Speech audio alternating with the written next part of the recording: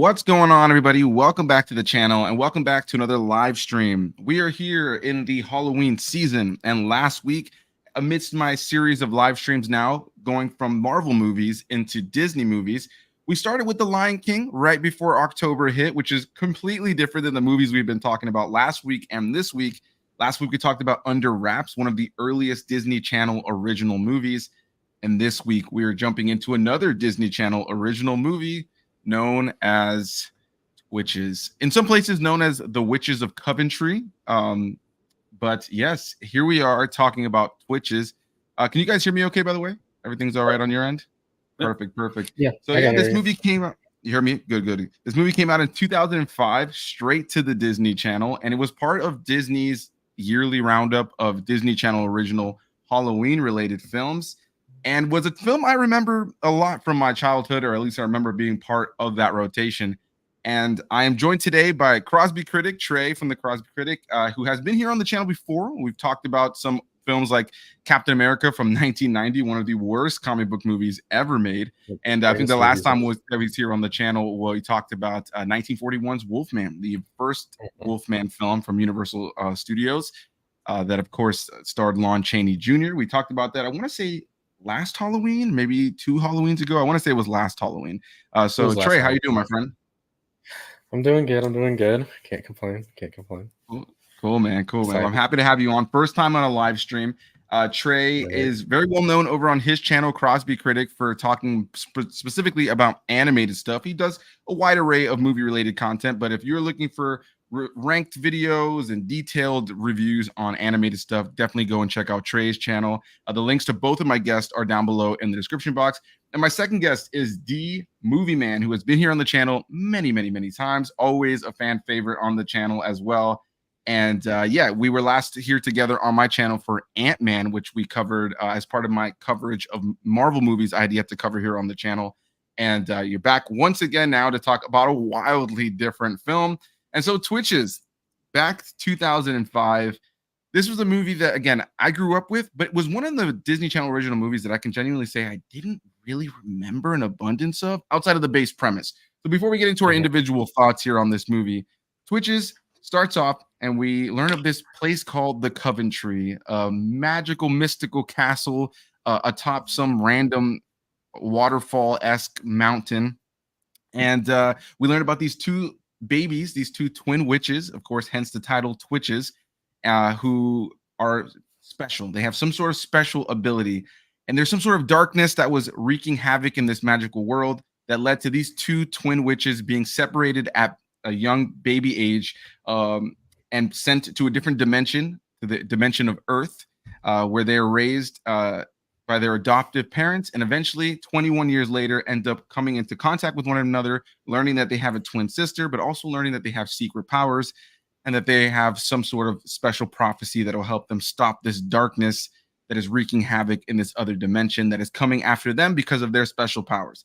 So Trey, I'll start with you, man. Had you ever seen this movie before? What were your thoughts on it as watching this with the eyes of a 2024 moviegoer? Okay, so I remember one thing I remember is I was with my mom in a hotel room and we were flipping through channels, and I remember she went to the Disney Channel and I think this movie was playing, and all I remember is the one thing I remember from this movie is I think it's in the middle where the two twins are running up the stairs from the darkness. And I remember that like haunted me as a kid. So I changed the channel fast. That's the only thing I've ever seen of that movie. And like, whenever I hear the movie Twitches, that's the thing that comes into my mind. So going into this, never seeing it before, besides that one thing, I guess I have to keep reminding myself that it's a Disney Channel movie. I can't really like, I can review this as a movie, but like, since it's, a Disney Channel movie with all the cheesiness and the really good special effects, I have to keep reminding myself that it's a Disney Channel movie. So like, I thought it was okay as a Disney Channel movie. If I had to pick my personal favorite Disney Channel movie of all time, it would be Phineas and Ferb Across the Second Dimension. That's just me. But I mean, it was okay. I mean, there's some stuff I can't neck it down for the cheesiness, but I didn't hate it at all. There were funny moments, but it was overall okay, have Wow, more thoughts. a ringing endorsement if I've ever heard one. D, how about you, man? How'd you feel about this movie? Had you seen this movie before? Was this a part of like nostalgia for you? Was this a first time watch? Whatever the case may be, we got to hear the thoughts from the great D movie man. So the thing is, I am somewhat up there in age. So I recognize I'm obviously a huge Disney Channel fan, and then Disney Channel original movie fan as well. And so I want to say, like, I want to say, like, from the beginning, I think Under Wraps was like one of the first, and that was like late 90s. And so I've been there for a huge, like, a bulk of those films. And so I think honestly, I think a big part of it, and I can say the same thing about High School Musical. Once we started getting into a certain phase, and I was already in high school at that point, I was a little phased out on the Disney Channel original movies at that point. So that may account for this. I obviously, someone who grew up watching Sister Sister, love 17 Again. I think I've even seen their film Double Wedding. Like, I enjoy Tia and Tamera. I'm obviously a huge fan of theirs. And so, of course, having a film that's centered around them once again, and then having this twist with the magic and the witches and all that, I appreciated that. But I do remember back then, and it immediately came back when I was watching one of the early scenes here. But I just remember watching that scene where the mom, the queen, is running through the castle, and I just saw those effects, and I was just like, and the thing is, I know this was 2005, but even back then, I already had my eye for questionable quality of effects. And again, the thing is, and I don't feel great saying that, because in general, I'm not one of those people who watches things from a certain era and is just like, oh gosh, that sucks. Oh gosh, that looks bad. But in this case, I knew it back then, and so of course that makes it a lot worse now. So I will say a lot of that was a little distracting for me. I do think Tia and Tamera together are always fun. However, I will also say that given that I saw the early stages of the Disney Channel original movies, and then some of my favorites being Halloween Town, Mom's Our Day with the Vampire, Phantom of the Megaplex, Don't Look Under the Bed is way up there for me. So I just think by the time we got to this point, my age and the era of Disney at that point, Disney Channel at that point, I was kind of checked out. So here, I wasn't upset watching it. It definitely will never come near. I don't think any film can come near the absolute atrocity that was Jaws 3, that film you subjected me to not that long ago.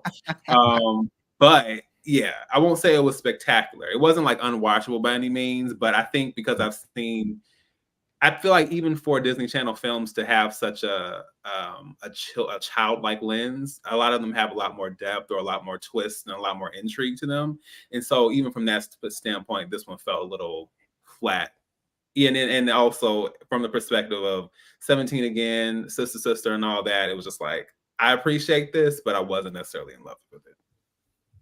All right. Yeah. Well, love hearing both of you guys' initial thoughts. And yeah, going back and watching it, I had the nostalgia of it. I remembered the general gist of the film, but upon rewatch, this was kind of a lackluster watch for me. And sometimes these movies can be saved by the nostalgia of it all, right? The fact that I grew up watching these movies.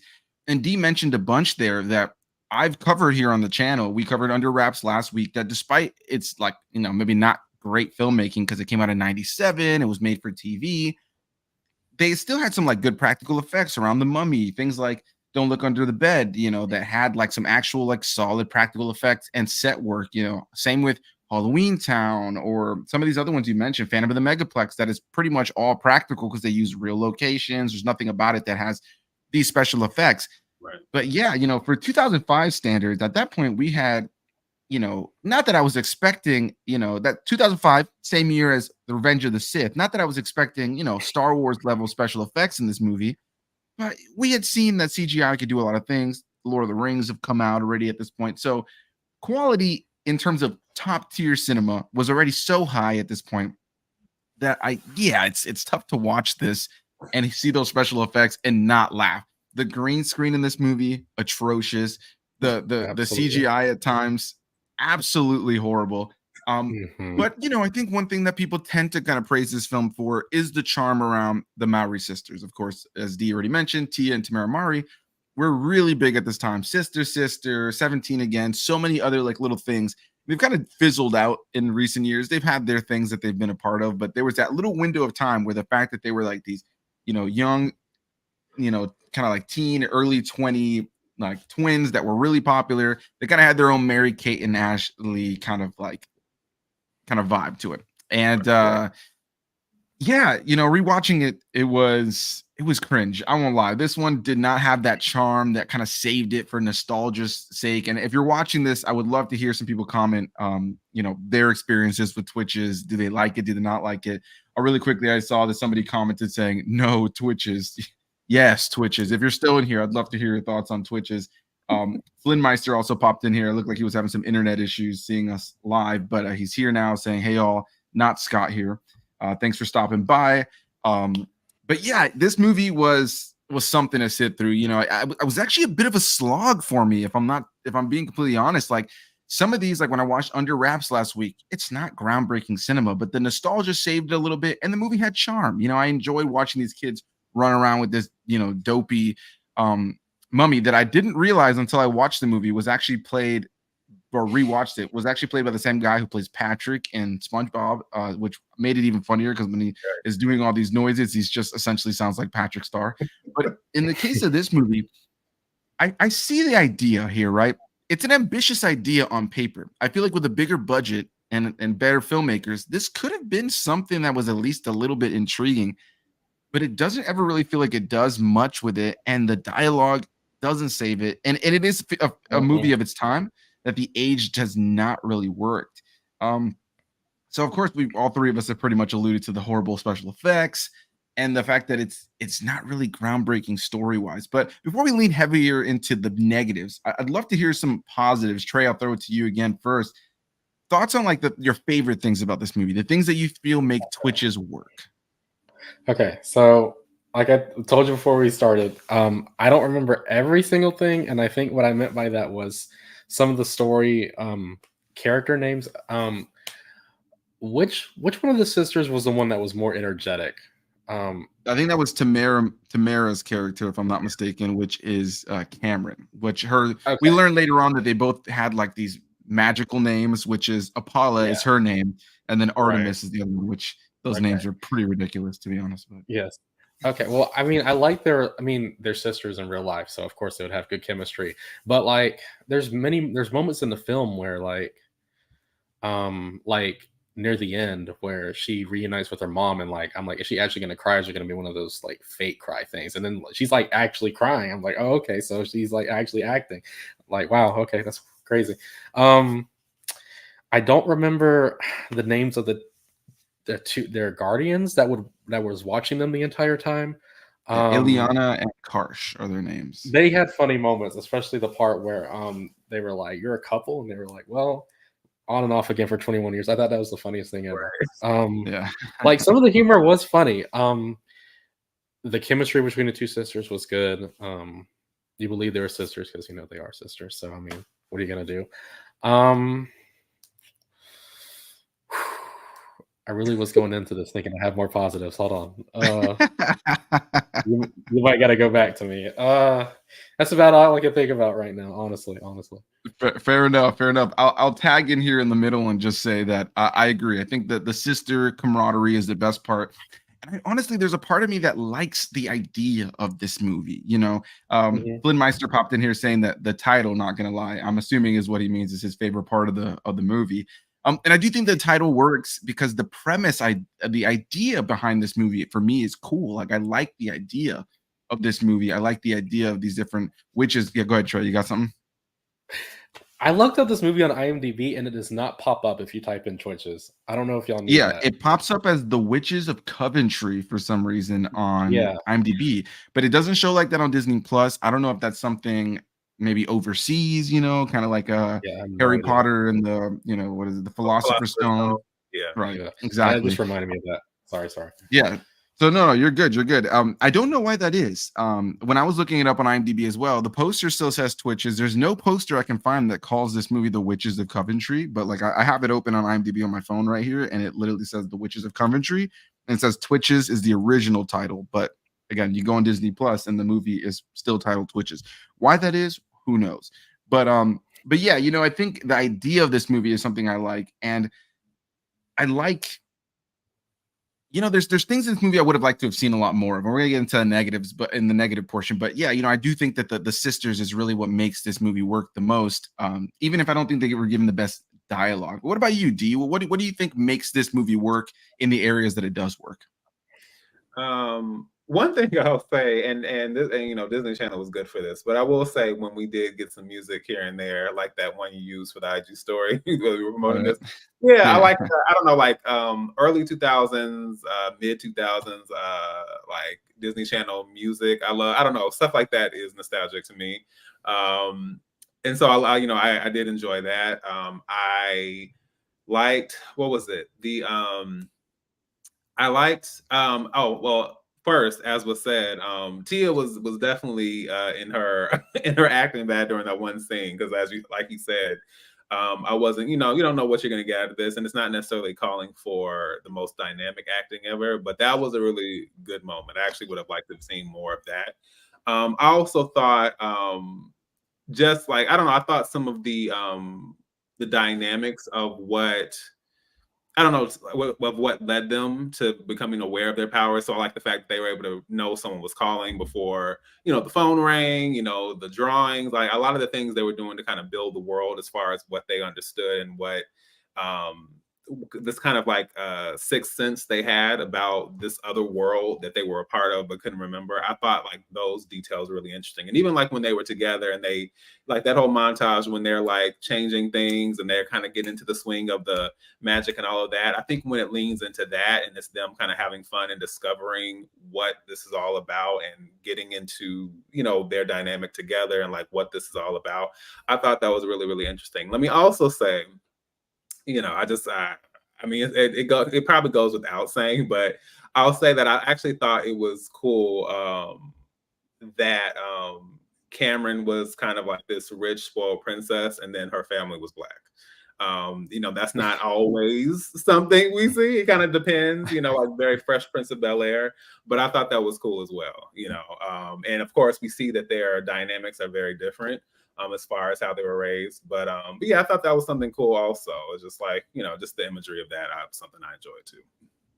Oh yeah, for sure, for sure. And I like the actress that they chose for the real mother as well. I thought that I wish they had done more with her, and that we'll get into that as we lean into the negatives. I think her name is the character's name is Miranda, but she's played by Kristen Wilson, I believe is her name, if I'm not mistaken, if I'm looking at the right person. Yeah, Kristen Wilson. So yeah, I mean, I think that the two sisters do a good job. And speaking on the details that you were mentioning there, that I think, again, like kind of like you mentioned, like them being able to know that something was going to happen beforehand, the drawings. I also like the idea that the two sisters have two different temperaments, not only because of the lives that they've led, but because of the emblem. There's the moon and the sun that they both share. And of course, Tamara's character has the sun, so she's a lot more vibrant, a lot more like bright, so to speak. And then Tia's character is a lot darker, a lot more, moody because of the fact that she's got like the moon. So I thought that the premise on paper, like they had some really cool ideas. But I think execution was a big issue here. And whether it was budgetary or the writing or all of it, there were a lot of things that held this movie back. Now, I'll start off with really quickly a comment here by the Crooked Knee, who did send a super chat. Thank you so much. It really means a lot. That the acting wasn't bad in their opinion. Now, I'm going to have to bounce back a little bit there and say that for me, I was struggling with some of the acting. Now, I will say the sisters I thought were the best part. I even found like Tamara's parents in the movie to be pretty solid.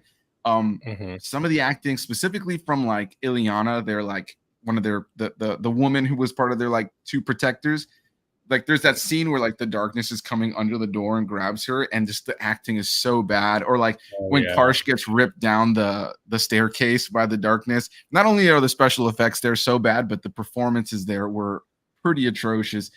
So Trey, I'll throw it to you first again. Thoughts on your least favorite parts of the movie? What do you think really holds Twitches back from being a great movie? It can't just all be about the budget. That's what I keep thinking about. Like when the first shot of the castle, that's all I kept thinking about. I just kept saying no way, and then I was like, okay, it's a Disney Channel. Let me shut up. I don't know if it was just me, but how long is the movie? Can I get an hour and a half, which is actually a little bit longer than a lot of the other Disney Channel original movies. I mean, some of them are in that hour and a half range. 30 minutes. Yeah, so it's like hour and 26, I think, on the dot. But it was it's like it's a full feature length. I don't know if because I watched this with ads on my Disney Plus, or if it's just a me thing. I felt like the final act drags a lot. And that's just I don't know if y'all agree, but I just like once they have their little, their little fight or their breakup, whatever, it feels like the pacing just goes really, really slow. Yeah, I don't know. I just like I was enjoying the movie, like what Dee said about how they were just having fun with the magic, like how they went to those construction workers and they had dresses and like that stuff was fun. I like that stuff. But then like near the end, near the last 30 minutes, it really just felt like it was a 2-hour long movie. I don't know if that's just a me thing, but it really dragged the movie for me for some reason. I don't know if it's because like how the story was constructed near the end, where we were going back and forth from the sisters' point of view, what they were doing. But also the villain. Yeah. Oh, yes. That actually might be my least favorite part. Now that I say that. The villain. Not the darkness itself, but him. Thantos? Not Thanos. Thantos, right? Yeah, Thantos. Okay. Yeah. But just the final act just really... Yeah, it's rough. Thantos, the villain, played by Patrick Fabian, is definitely one of my least favorite parts of this movie for sure. He is the darkness. We learn later on that he is this black cloud. He's rip off Thanos, also rip off Black Smoke from Lost. If you've seen Lost, you know what I'm talking about. Yeah, it's rough because this movie came out in 2005. I don't know when Lost started, but I want to say that the Black Smoke in Lost was already kind of like a thing around this time. I could be wrong. I would have to look up when Lost started. Yeah, but it started in 2004. Yeah. All right, so yeah, I have a feeling they may have ripped that idea ever so slightly. And unfortunately, the budget effect did not make it work. But yeah, but besides the special effects, which we've all ripped into already plenty, I think for me the pacing is definitely a big thing. And you started bringing it up just as Flynnmeister popped in here talking, saying, "What about the pacing?" Yeah, the pacing of this movie was all over the place for me because there's times where it works in the first bit as we're getting introduced, and there's like those little fun montages that Dee was mentioning earlier. But as we get like further into the movie, oh my god, that I'm usually pretty good about this, but that want and that need to whip out my phone and just scroll through something in that last like 40 minutes was rough. I know I did. It was the most, I did. I'm sure you did. And honestly, I can't say I blame you because the final climax leading up to like the obvious reveal of who the villain was and them taking him out was just so anticlimactic. And I think anything that works in this movie is in the first half, and everything in the back half is just kind of like they never pull it together. So Dee, let's throw it on over to you. Thoughts on the things that really hold this movie back? There are a few things. Now, the first thing is really petty. I don't really have to say this, but I feel like I may as well, even if I'm the only one who noticed it. Listen, Tia and Tamera, and actually this is a positive at the same time. I like the fact that this was a film centered around these two women of a certain age. It wasn't just necessarily, teeny bopper, which, is fine. It's Disney Channel. But I like the fact that they were older. It wasn't necessarily leaning all the way into that. But I also know that I'm aware of Tia and Tamera's age in general. So, and I understand how it comes to Black Not Cracking as well, because I can definitely understand that. I've seen it in my own family. But me trying to buy Cameron having those parents and her being 21 and some things, I was just like, I'm not really swallowing this one. I understand what y'all are doing, but there were just some moments I was just like, what? I was really curious to learn like what their actual ages were. And again, that's not a knock on Tia or Tamera, but I was just like, And you know what? As a matter of fact, it's not a knock on them. It's just the fact that when Cameron's parents were in those scenes, I just became really more aware of the lack of an age gap. So maybe if they had aged them up a little bit more, it wouldn't have been as distracting for me. There are moments where I was just like, it just wasn't cutting it for me. I would also say that the world building is kind of like we get some understanding of how this works, but it feels very held back in a way. Like it's like we understand some things about Coventry. We almost understand some things about the darkness, but it's like how did like I don't know. It just to me it was limited in its scope. And I feel like if you have fantasy, if you have, and I say this as someone who loves fantasy. Fantasy is everything. I love the escapism of it. You have to really draw me into that world. And even if you are going to have a parallel between the real world and the fantasy, I get that part also. You have to find a way. I mean, to use Halloween Town as an example. I mean, like you have the real world and this other world, kind of intersecting. You see a little bit of both, but you have to make that fantasy piece of it come together as well. And to me, there wasn't enough of the literal and figurative magic. We have to kind of feel that sense of like, oh, this is cool. Setting aside the cheesiness of the effects and all that, we have to feel some kind of investment in what we're seeing or some kind of wonder in what we're seeing. And I don't feel like that was ever really there. And I also agree about the pacing. And it is amazing to me because I have said this plenty of times, but I've watched films that are like 3 hours. I remember I watched Dr. Zhivago one day. It was like a storm going on. I couldn't get out the house. I'm like, let me watch something I haven't watched before. And Dr. Zhivago was like 3 hours. It's about the Russian Revolution, blah, blah, blah, blah. When I tell you that thing had me like, like perched in my seat, just like, really? Like I was thinking it was going to be like kind of goofy or just kind of maybe over the top, and I was invested the entire time. And there are plenty of films like that, but it's wild how there can be a 3-hour movie, even longer, that can keep me fully invested, but then we get to a film that is 90 minutes just about, and it's just like okay. And I'm not, and I have to be very honest as well. I watched this after a certain point. I think it was probably the halfway point. I changed the speed settings to like 1.5. And then at the very, very end, I changed it to 2x. And I was like, I can't do it anymore. I am so sorry. We need to wrap this up. And part of the reason I had to do that, because I was rewatching the last little bit to make sure I didn't miss anything. And so I had gone up in my room. I was like, okay, let me just catch this last part just to make sure I didn't miss anything. And I fell asleep watching it, and then I woke up and had to watch it on like speed it up again. And so that's actually low key part of the reason why it took me a couple minutes to get down here, because it literally like knocked me out. And I was like, okay, I gotta hurry up. I had all my stuff set up and everything, but I was like knocked out watching that last little bit. So yeah, I just think it wastes a lot of opportunities that it has. Again, I understand it's Disney Channel, but just I don't know. Again, given that I've seen so many interesting takes on Disney Channel original movies in so many different ways, it's just like, yeah, Tia and Tamara deserve better material than this. Yeah, no, I couldn't agree more. I mean, you guys both brought up some really great points, and it is one of those things that you brought up, like Halloween Town and like the world building side of it. You have these two different dimensions, and you feel like you understand Halloween Town and the real world by the time you finish that movie. Or even something like Xenon, where she's going to this space station. You have the people on Earth. Like they give you a great sense of the two different places. And in the world of Coventry, yeah, like anybody who knows me also knows I love fantasy. It's like my favorite realm to be in. Yeah. And it just feels like you never really get a full understanding of what's going on that other side. How many people are there? Is anybody there? We know that there was a war and people die, but it looks like it's literally just Thanatos and their mom, who is just there for the smallest amount of scenes and never does anything.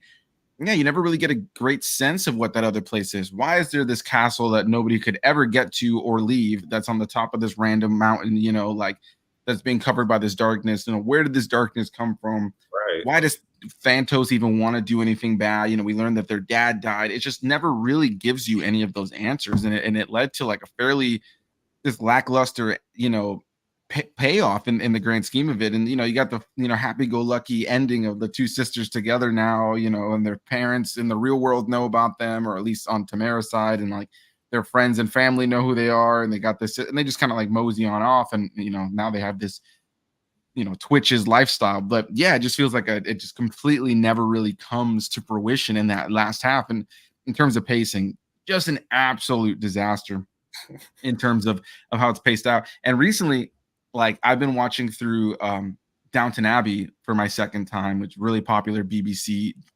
British drama set in the early 1900s. And for anybody who's seen that show before, that's a show that with the wrong hands or the wrong people behind that camera, you can have a really boring episodes.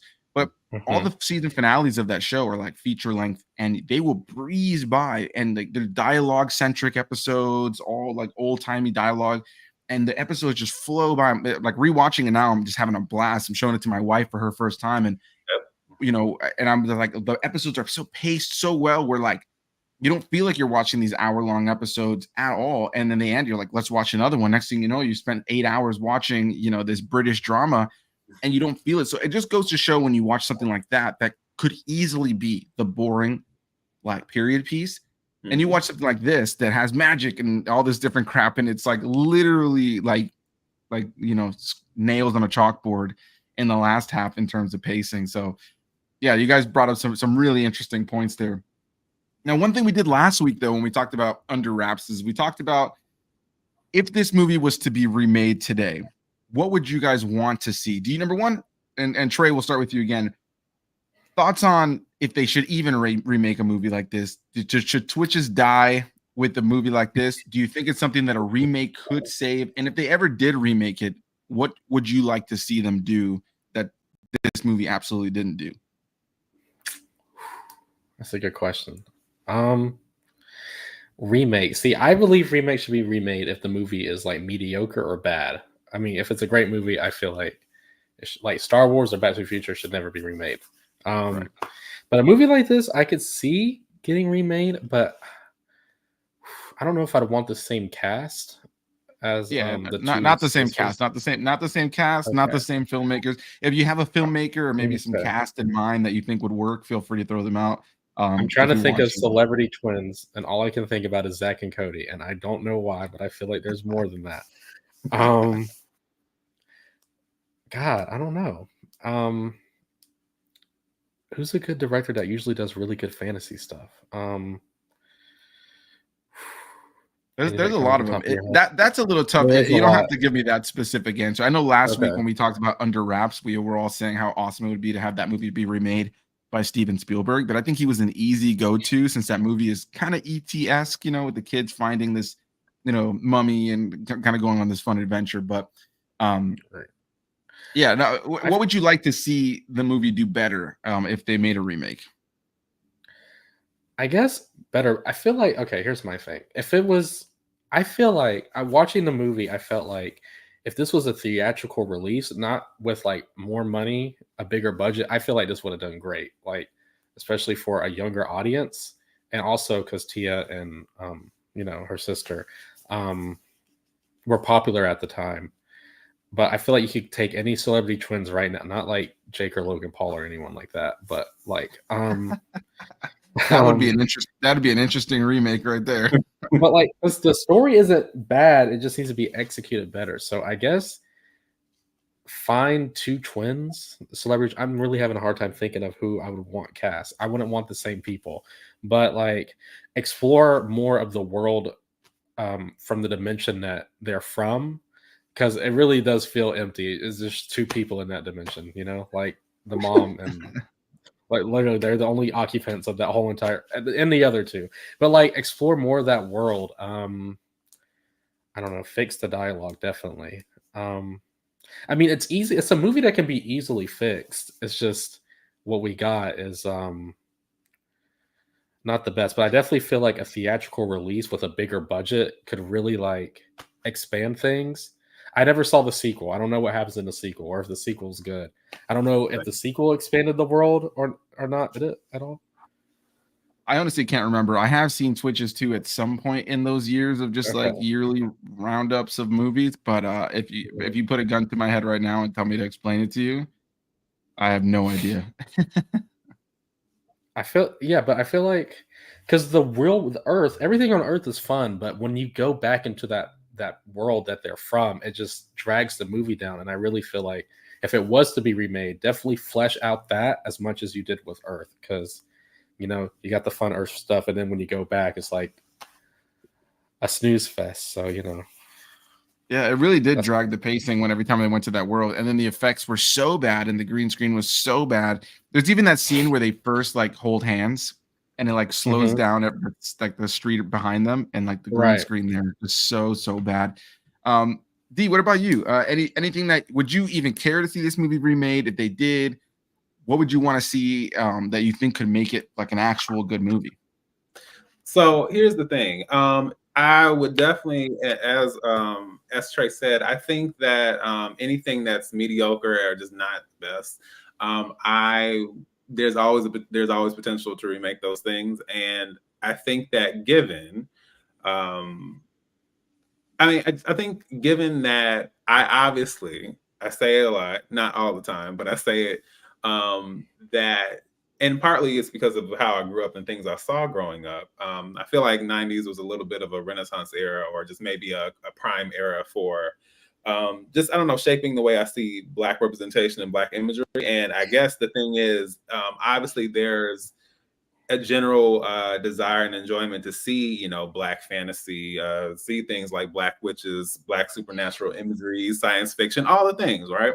So I think there's a great opportunity. I even like the fact, as I said before, that they were even given the chance to do this. I just think it requires someone with just a better perspective of the world, and someone who can really like give it like the oomph it needs and really flesh it out.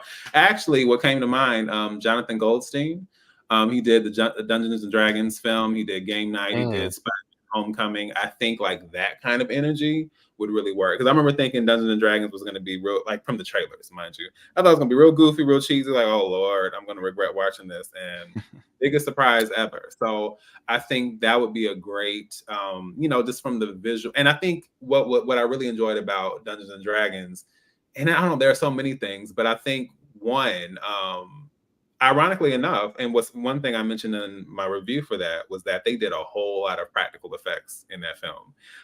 Like they had creatures and all these character designs, and they had all kinds of things. I think they showed where they had rigged, there was like this giant raven or like bird like character, and they literally, because you can see where his wings moved, and they had rigged some kind of contraption, and it's like those are the kind of things that kept catching my eye. Like, and then the thing, what was it, the treasure chest with the tongue and the teeth, like all those little things where it's like, oh, this exists, and what is that thing over there, and what does this do? And I think when you have someone who can flesh out a world in that way with things that are quirky and interesting, and then of course also Dungeons and Dragons was really funny because of the dynamics between the characters, the things they would say, the way that they were kind of banter back and forth. So I think there's potential if you do it that way. I think there's also potential. I understand like names for as far as having draws, but I think they could easily be an unknown as for the pair of twins, if you just have a solid supporting cast. And there could be so many people I could think of to throw in there, but yeah, so there's potential for it. It's just about getting the right people on board. Yeah, I love that. I think that's a really great choice there in terms of director too. I think that like I could see that movie in my head, and yeah, I think that Unknowns would be a great choice in terms of the twins, as long as you have that strong cast around them, and there's so many great actresses you can choose to play their mom, who I feel like should be a bigger part of this movie, who just isn't. I noticed here Flynn Meister popped in saying, what about the score? Any catchy tunes? I wouldn't really say so. Do you guys have any thoughts on the score, the music? There's a couple like kind of like D mentioned earlier. There's that Ali and AJ song in there that's like kind of just like the early 2000s like cheese pop music that plays in moments that kind of has its charm for its time. Do you guys have any thoughts on the musical score? Nothing really stuck to me personally. Okay, I don't know how to describe it. Okay, this isn't really a score, it's more of a sound effect that they kept playing. So whenever a character would say something and it would catch someone off guard, they would play the same sound effect, but it'd be like 2 seconds late. Like, like, what? I don't know how to describe it. But as terms of score, I don't really remember it. No, that's one thing I don't really. That's how I feel. I don't feel like there was anything that like stood out. Right. I can't What think about of you, any. D? Anything about the music that stood out to you? I couldn't tell you if there was a score, and maybe it may be the visual atrocity that went on here, and maybe it blocked my my eardrums from embracing the music, or maybe it just wasn't memorable. But no, I couldn't tell you what the score was, or if it even went through my ears.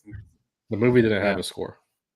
No. Yeah, It didn't have I don't even know. I don't know if it did, and if it did, it was really cheesy and very subtly used. Flynn Meister, enjoying your guys' takes there for sure.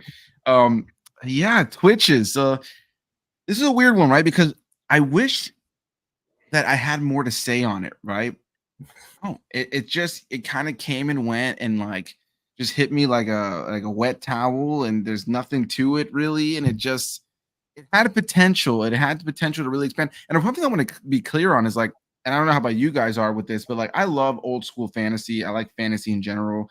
Um, and so there are shows and things I love that have weak effects that are just still fun and still able to capture a fun world. Oh Something I yeah. think about like off the top of my mind is like a couple years ago, I revisited like the BBC show Merlin, which if anybody's ever seen that show, the effects on that show are nothing to write home about. There are some cool practical effects here and there, but the CGI effects are pretty bad from episode 1 to the last episode. But what makes that movie work or makes that show work is the charm of the world, is the characters, is the actors.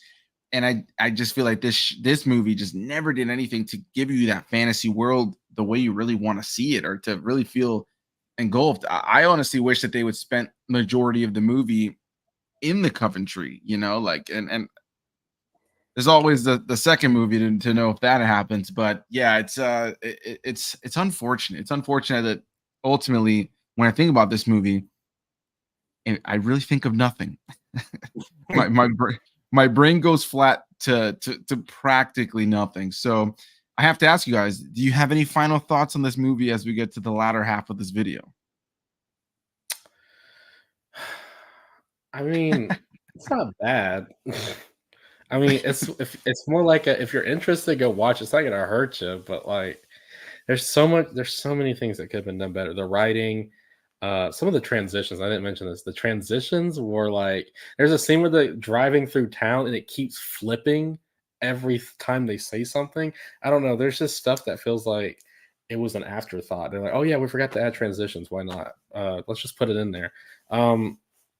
The last half of the movie is like, I feel like you can watch the first part of this movie and like when they're like, wow, we're really great sisters, like this is so cool, you could just turn it off and like it would be like a good little like 1 hour like Disney Channel special. But other than that, it's not something you need to die to see. Like if you're like, next year will probably be next year's the movie's 20th anniversary, so if you want to watch it then, just be like, oh well, I never watched it as a kid, and then go ahead. But other than that, I mean, it's like if you want to watch it, I mean, if you want to, I mean, shit, if you want to, I guess, but That should be nothing the title super. of this video. Twitches, if you want to watch it. The ringing If endorsement you're from just Trey. curious, if you're just curious to watch it, I guess. That's awesome, man. What That's about you, D? basically it. Any final thoughts you got on it? Oh, I'm sorry, Trey. I didn't mean to cut you off. Were you gonna say something else? Oh no, I was just saying that's basically it. Yeah, it sounds fair. I I just kind of feel like if you guys didn't even care enough to have a few extras, around the castle, I don't know. That kind of speaks to the level of care. I mean, listen, I know folks who would have done that for free. So I'm like, you mean you couldn't tell them you couldn't find anybody to fill out the castle? I mean, shoot, where are the guards? Where are the handmaidens? I'm so lost on that point. But yeah, it just, I don't know. It just, this is what I was going to ask also. Not to say it wasn't obvious anyway, but I'm like, were they trying to give away that Thanos was the darkness when what was it? The housekeeper looks up and sees a face in the darkness? I guess. I don't know. I don't know if that was supposed to be the big reveal. They made it so obvious with every scene he had of dialogue that it was like, okay, this guy's clearly the bad guy. Right. But So I don't know. like, okay, like, all right, sure. But even that isn't even explained well. And then I'm trying to think, is there anything else? It's really not a whole lot to write home about here. And then and I promise you, I am not. That's what I'm saying. Like, I don't like when I have to be overly cynical, because there are times where it's justified, and I feel like this is such a, I don't know, like this is a harmless film in theory, but it's just like I don't like wasted potential even for something like this. So even when we kind of get to the end and it's just like love, it's love, love will save the day. I'm like, okay, well, I'm done. Good night. Thank you so much. This has been a great time. I'm ready to go.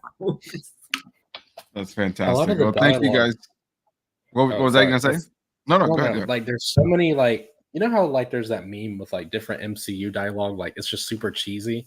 Like, there's so many moments where, like, no one's gonna hurt me and my sister and get in my way. Like, there's so many lines like that, and I really just I don't know what the exact line was. I don't know if y'all remember, but it's like near the end. I don't know, man. Yeah, there was a lot of those moments. Yeah, I was gonna say, it's just like with the go Twitches, it's your birthday. I'm like, oh, okay, yes. Literally, that's all I'm thinking about. That's all. That's the thing I remember the most about the movie is that the like.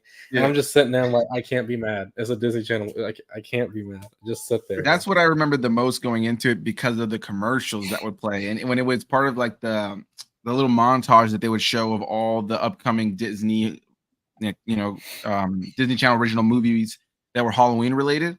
They'd show like quick little glimpses and like little moments of each movie, and like there'd be like a Halloween Town line and like a Hocus Pocus line, and then suddenly it was like, go Twitches. It's like, oh geez, like that was what I was the most nostalgic for going into the movie. And as soon as it was over, I went over to my wife, who did not want to watch with me. She was lying down in bed, and I go, yeah, just finished the movie. I go, not great, not great. And she was like, yeah, I don't think it ever was. So I think it's just one of those Disney Channel original movies that, like, I was hoping going back and revisiting it that it was going to have a little bit more charm to it, and it just really didn't, like, and in a time where there was a lot of like witch related content that was already pretty popular at this time, that even that Disney had produced, or other shows and movies that have, like cheesy effects. I think of something like Charmed. It's a darker show than this, but like, like there was other stuff happening with witches in fantasy at this time. And it just felt like this was like the most surface level, like, hey, look, we can do that. But it was not, it was just not right. So yeah, it sounds like there's really not much that we all have to say on this movie, but it has been a blast talking with you guys. It's been a blast going back and revisiting some Disney movies in general. And I'll go ahead and throw this in here as well. 2 live streams ago, there was a gap in between the two of them. But when I did The Lion King, I did that with my buddy Mike of Did You See That and Rashad G Reviews.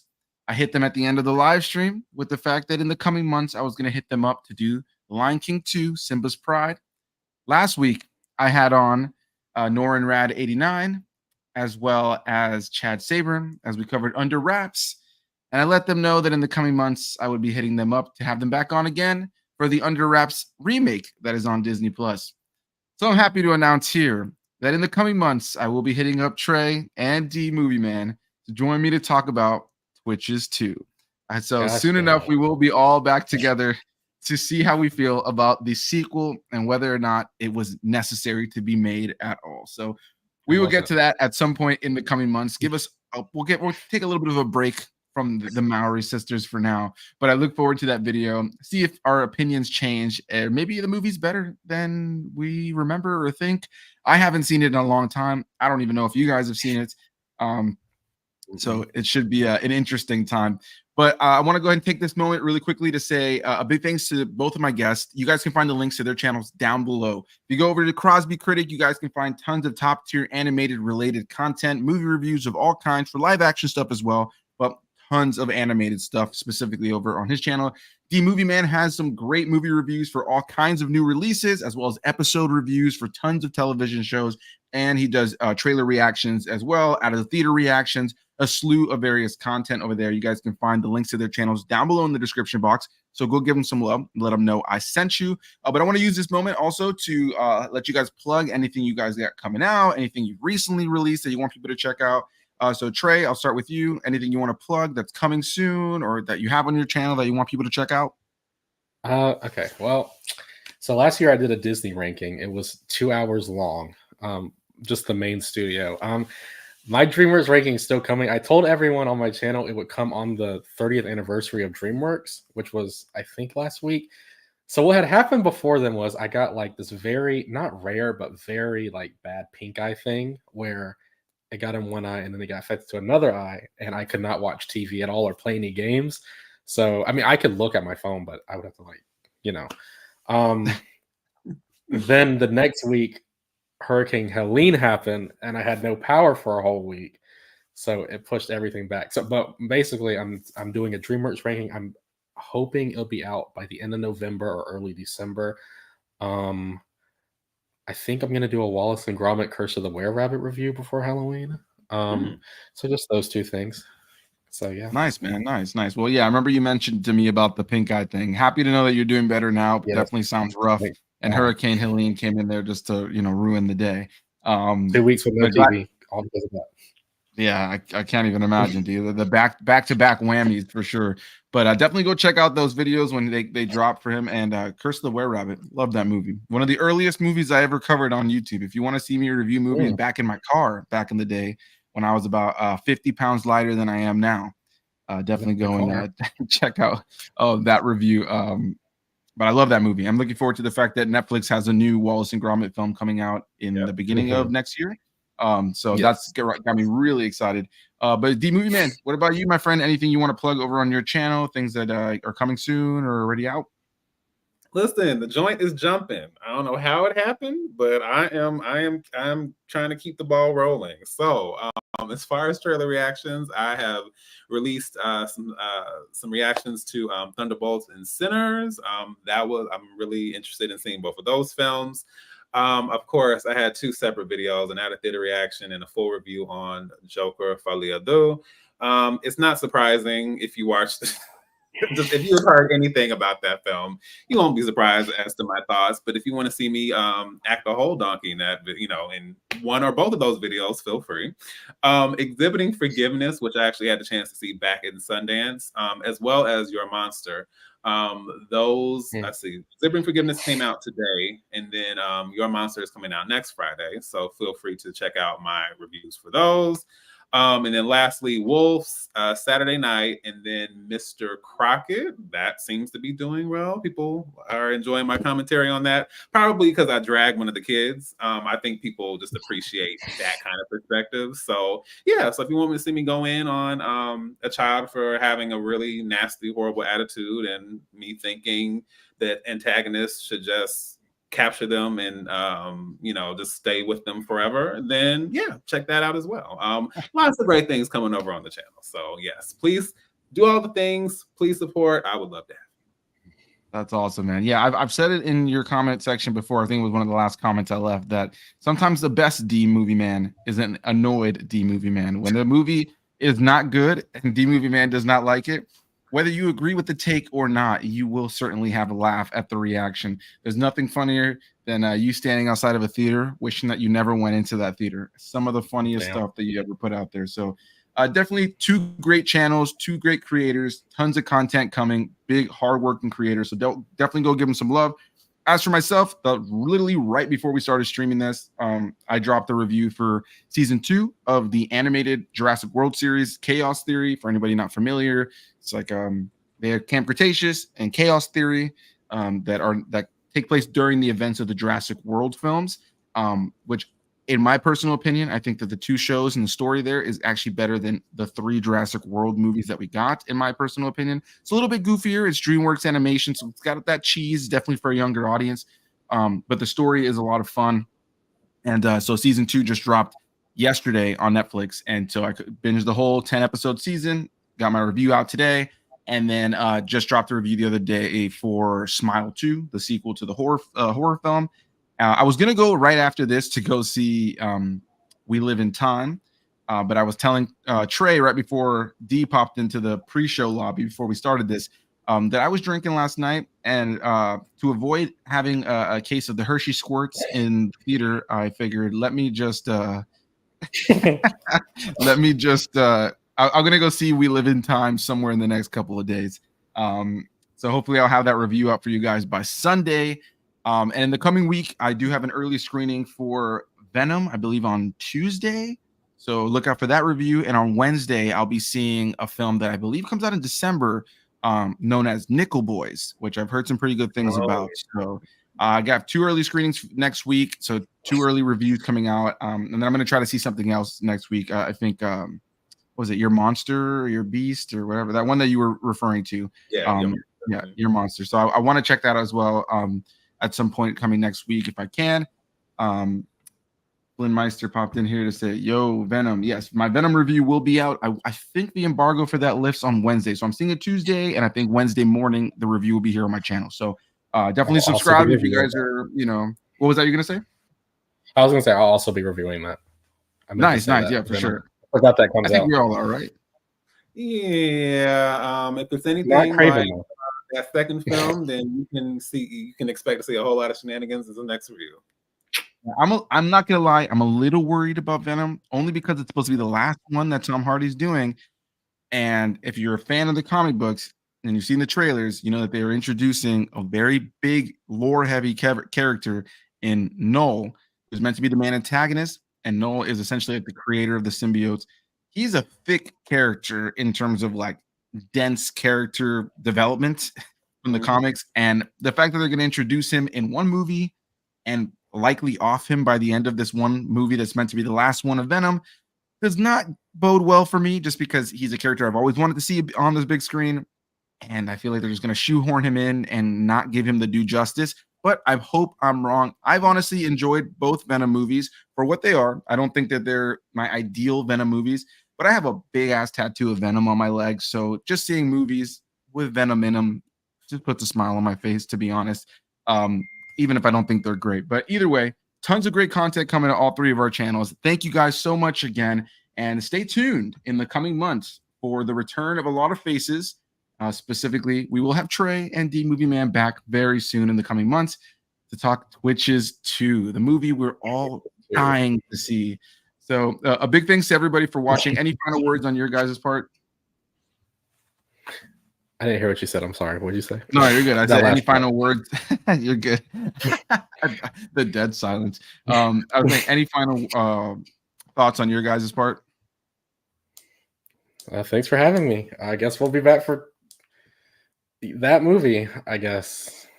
Have you seen the movie, D? Have you seen? I have not. But again, I'll say the same thing I said to Anthony once he subjected me to Jaws 3D. I was just like, Lord, I have no choice but to watch the next one just to see if it can be. It can't get any worse, can it? So yeah, there's that. And if Anthony decides to stop dodging me and hang out with me again in person, then hopefully we can make some things happen. He's gone all the way to the other side of the world and back and keeps dodging me. But that's something we can talk about once the stream is over. But you said any final words, so that's just what came to mind. All right, fair enough. Well, we'll definitely touch base. I don't think I've been dodging you, but we do need to make our arrangements to get back together, because we don't live that far from one another, and we definitely need to get back together. The last time we were together, it was tons of great fun. We got to cover some movies together in person, which is awesome. So I'd love to do that again soon enough. But and I think, if I'm not mistaken, we're going to the same wedding in the UK in just a few months. I don't know if you're going to be able to make it to Mike's wedding. I believe are you going to that? I'm not sure. I mean, you never know. I'm everywhere. It's possible. I may consider making a special guest appearance. All right, cool. Well, if you're there, then we'll definitely be able to have more memories for sure. But a big thanks to you guys for watching. Whether you watch this live or after the fact, go give these guys some love, and I'll see you guys in the next one. Bye. Right, thank you.